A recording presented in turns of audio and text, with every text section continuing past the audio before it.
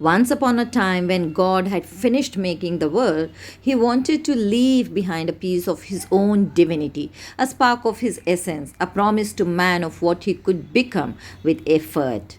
He looked for a place to hide this precious gift because, he explained, what man could find too easily would never be valued by him.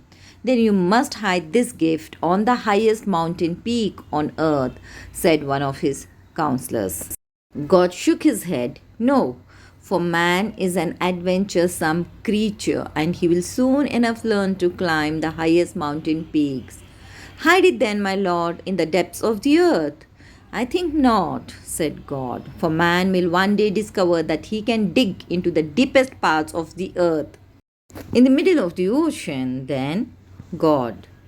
God shook his head. I have given man a brain, you see, and one day he'll learn to build ships and cross the mightiest oceans. Where then, my lord? Cried his counselors. God smiled. I'll hide it where every man and woman will be able to find it if they look sincerely and deeply enough. I'll hide it in their heart. Yes, you heard me right.